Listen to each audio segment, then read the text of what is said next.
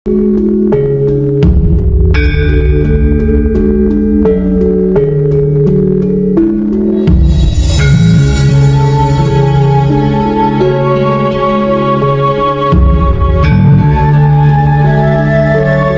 kau terpilih lahir sebagai manusia hidup di dunia ini, maka kehidupanmu tertandai oleh pijakan kakimu pada tanah, ditemani rumput hijau yang terkadang tidak berarti bagimu. Namun, jangan kau anggap bulan yang jauh terlalu menarik pikiran, batin, dan syahwatmu, karena panca indera cenderung menipu.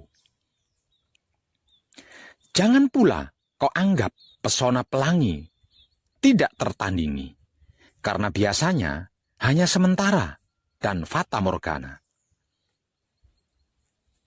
Cukup kau syukuri saja dengan kesadaran rasa cinta kasih sayang yang sadar hidup. Pada hijaunya rimbun, mawar yang setia tertancap kokoh, menyatu bersamamu. Walau kadang mawar itu harus melukai, karena memang ia tercipta berduri. Menang kalah, baik buruk, salah benar, siang malam adalah pesona dunia yang pasti berpudar dalam irama waktunya masing-masing. Permainan dunia serupa senja yang akan hilang tertelan kelam. Dan malam kelam pun akan sirna tergantikan pesona hangat sang surya. Nikmati dengan pikiran atau otak yang bernalar, syukuri dengan batin atau hati yang bernurani, dan sadarilah dengan syahwat atau kelamin yang tidak terganggu sirik dan dengki. Laksana lebah. Kadang kau merasakan sengatnya, walau yang kau tuju adalah madunya. Janganlah kamu mencintai, mengasihi, dan menyayangi dunia dan apa yang ada di dalamnya. Jikalau orang mencintai, mengasihi, dan menyayangi dunia dan isinya, maka cinta, kasih sayang akan romo. Tidak ada di dalam putra itu. Bila kita pernah menanam benih dan menyaksikan ilalang bertumbuh di sekelilingnya, maka kita mengerti, memahami, bahkan mengetahui bahwa ilalang tidak serta-merta mendesak keluar dari tanah dan segera ganas mengganggu tanaman. Adalah suatu proses yang bertahap, sangat bertahap, hingga kita tidak akan mungkin bisa melihat itu, bahkan jika kita mengamatinya. Namun, bila kita saat itu memasang kamera dekat tanaman dan memutarnya kemudian, kita akan melihat ilalang tersebut beraksi, menjerat tanaman dalam gerakan lambat. Romo menyampaikan perumpamaan tentang benih yang jatuh di berbagai jenis tanah yang berbeda. Benih yang telah ditabur di tanah, yang dipenuhi ilalang, menjadi tercekik saat mulai bertumbuh. Pengalaman hasil praktek saya di TKP menjelaskan, yang ditaburkan di tengah semak duri ialah orang yang mendengar sabda dawuh itu. Lalu, kekhawatiran dunia ini dan tipuan kekayaan menghimpit sabda dawuh itu, sehingga tidak berbuah, tidak mahanani maksudnya. Ada beberapa orang yang menolak hidup untuk alasan yang tidak tepat, hanya berdalih. Untuk sebagian, mungkin saja adanya pertimbangan akan karir mereka. Mereka punya kehidupan untuk dibiayai. Mereka punya tanggung jawab, mereka punya berbagai hal untuk dilakukan. Terkadang hal-hal tersebut bagi mereka bisa menjadi lebih penting daripada hidup. Yang lainnya akan memilih manusia daripada hidup, tanpa mereka sadari bahwa tanpa hidup mereka adalah mayat. yang tidak bisa apa-apa. Akibatnya, semuanya, segalanya, bahkan seluruh tekanan sejawat tidak selesai. Itu dikarenakan kita masih peduli dengan apa yang orang pikirkan. Kita masih ingin orang menyukai kita. Kita mau mereka menerima kita. Terkadang bahkan kita membuat kompromi terburuk yang bisa dibayangkan karena ketakutan akan apa yang orang lain pikirkan. Tetapi jika kita melepaskan beberapa teman atau suatu posisi atau beberapa kesenangan atau hal lain untuk Romo, atau katakan demi Romo, ketahuilah ini, Romo akan menggantikannya bagi putra lebih daripada itu. Ketahuilah para kadangku, Romo adalah segala-galanya, walau segala-galanya bukanlah Tuhan. Contoh, saya juga adalah bagian dari segala-galanya itu, dan saya bukan Tuhan. Uang bagian dari segala-galanya, dan uang bukanlah Tuhan. Walau ada juga orang yang menuhankan uang. Karena Tuhan adalah segala-galanya, maka agama pun tidak penting bagi Tuhan. Agama pun bagian dari segala-galanya. Namun agama bukan Tuhan itu sendiri. Dan agama pun kalah penting bagi manusia dibandingkan dengan Tuhan itu sendiri. Itulah mengapa jangan menuhankan apapun, termasuk jangan menuhankan agama. Dan jangan mengagamakan Tuhan, karena Tuhan pencipta segala-galanya, termasuk yang menciptakan agama untuk mengenalkan dirinya. Dan bagaimana manusia dan segenap makhluk semestinya bersikap terhadapnya. Bukankah begitu? Bahwa agama tidak lebih penting dari Tuhan, itu benar. Tetapi menafikan agama juga merupakan perilaku yang perlu direnungkan kembali dengan kesadaran rasa cinta kasih sayang hidup. Sepeda motor, mobil, dan pesawat tidak lebih penting dari Tuhan. Itu juga benar. Namun tidak berarti manusia tidak memerlukan sama sekali kendaraan tersebut. Demikianlah dalam menentukan pilihan kendaraan, demikianlah dalam menentukan pilihan kendaraan tersebut haruslah realistis, sesuai dengan kemampuan, keadaan, dan tujuannya.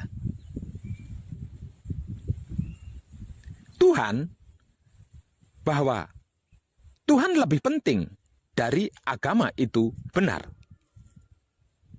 Namun, jangan sampai kita keliru menyembah Tuhan yang seharusnya. Misalnya, ada sebagian manusia menuhankan uang, menuhankan jabatan, menuhankan sesama manusia, menuhankan kelamin. Menuhankan kelamin?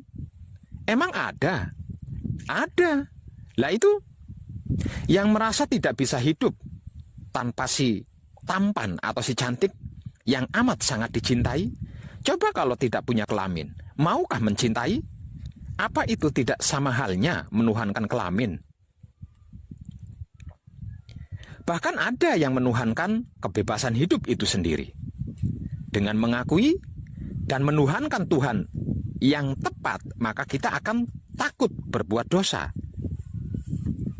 atau berbuat keburukan yang dapat merugikan diri sendiri dan merugikan orang lain, atau tidak merugikan sesama manusia atau makhluk, tetapi melanggar aturan hukum alamnya. Karena begitu beragamnya tingkat pengetahuan, kecerdasan, dan pengalaman hidup manusia, maka ada sebagian orang yang masih tidak mengakui akan adanya Tuhan. Ia tidak beragama dan tidak menyembah Tuhan yang manapun. Yang ia tahu bahwa hidup hanyalah makan, seks, dan mengikuti semua ego pamrih arogannya. Entah itu hiburan, perjalanan wisata, atau hura-hura semata. Setiap orang punya persepsi yang tidak sama atas Tuhan, yang ia percaya dan diyakininya. Ada yang mengatakan Tuhan itu esa, ada yang bilang Tuhan itu tiga, dan ada yang mengatakan Tuhan itu tidak beranak dan tidak diperanakan. Namun juga ada yang bilang bahwa Tuhan itu punya bapak dan punya anak. Ada pula Tuhan itu terlahir oleh manusia, sekalipun tanpa bapak. Semua itu fakta, dan setiap manusia bebas memilih dan meyakininya. Untuk menentukan pilihan yang paling baik dan paling tepat itulah, maka manusia membutuhkan tuntunan tertulis yang dapat dibandingkan satu dengan lainnya. Orang yang sportif dan kesatria selalu siap untuk suatu pertandingan guna menemukan pilihan terbaiknya. Pertanyaannya, apakah ada Tuhan yang salah, yang tidak tepat? Maka jawabannya, tidak ada Tuhan yang salah dan tidak tepat. Yang salah dan tidak tepat itu adalah persepsi manusia atas Tuhan yang telah dipilihnya. Sebagaimana hubungan manusia dengan uang, tidak ada uang yang salah. Namun yang salah adalah perilaku manusia atas uang tersebut. Uang adalah benda mati yang netral, bisa menjadi salah dan tidak tepat karena manusia menghalalkan segala cara untuk mendapatkannya. Seperti perilaku mencuri, korupsi, bahkan saling menipu dan saling membunuh untuk mendapatkannya, serta serakah tanpa mau berbagi kepada yang lemah dan membutuhkannya. Tuhan Maha Segalanya, maka Ia tidak pernah miskin karena banyak memberi hal terbaik bagi hambanya. Bagaimana cara menyikapi Tuhan dengan baik dan tepat itulah, maka manusia membutuhkan tuntunan yang disebut agama melalui kitab sucinya. Bukankah begitu? Agama. Orang sekuler selalu memisahkan makna kata Tuhan dengan agama. Bahkan Tuhan bukan agama, dan agama bukan Tuhan. Itu benar. Tetapi tidak berarti untuk mengenal Tuhan tanpa tuntunan sama sekali. Karena tidak ada satupun manusia dapat mengenal Tuhan secara langsung berhadapan dengan Tuhan. Bahkan para nabi mengenal Tuhan pun melalui makhluk bernama malaikat. Sebab bagaimana mungkin bisa mengerti, memahami, dan mengetahui kalau itu Tuhan, kalau tidak ada tuntunannya? Setiap tuntunan yang mengenalkan Tuhan adalah kepercayaan atau keyakinan agama. Namun, tidak semua tuntunan yang mengenalkan Tuhan itu berasal dari Tuhan, melainkan ada beberapa yang berasal dari rekayasa manusia. Itulah pentingnya memilih kepercayaan atau keyakinan agama dan kitab suci, bukan kitab palsu atau kitab abal-abal sebelum memilih Tuhan yang bakal dipuja dan dipujinya. Agama yang baik dan tepat adalah agama yang mengenalkan Tuhan melalui kitab tertulis yang bisa dibandingkan dengan kitab tertulis lainnya. Sedangkan kepercayaan atau keyakinan yang baik dan tepat adalah kepercayaan atau keyakinan yang ada prakteknya, bukan cuma percaya dan yakin belaka. Memahami kitab tertulis yang sama saja kadang beda persepsi, apalagi memahami antar kitab tertulis. Terlebih jika ada agama yang tidak punya kitab tertulis, maka akan sangat liar pemahamannya karena tidak ada rujukannya. Kitab tertulis yang mengenalkan Tuhan yang dipraktekkan oleh pengikutnya itulah disebut kitab suci. Kitab suci benar-benar akan suci jika yang membuat adalah Tuhan melalui para nabi, bukan dibuat oleh manusia biasa yang penuh khilaf dan dosa, apalagi kitab suci yang sering direvisi. Tuhan adalah maha suci, lagi sempurna, maka tidak akan mungkin membuat kitab suci yang cacat, kemudian direvisi oleh hamba para pengikutnya. Jika ada kitab suci yang direvisi oleh manusia, maka itu berarti manusia lebih pandai daripada Tuhan yang disembahnya. Jika itu terjadi, maka akan sangat aneh. Mestinya Tuhanlah yang wajib berterima kasih pada manusia yang telah menolongnya. Bukankah begitu? Pilihan. Setiap manusia punya kebebasan dalam memilih. Namun setelah memilih, ia harus konsekuen terhadap pilihannya itu. Tidak bertuhan atau ateis saja dibolehkan bagi negara tertentu, di tempat tertentu, apalagi sekedar beda agama. Dalam Islam berlaku prinsip bagimu agamamu dan bagiku agamaku.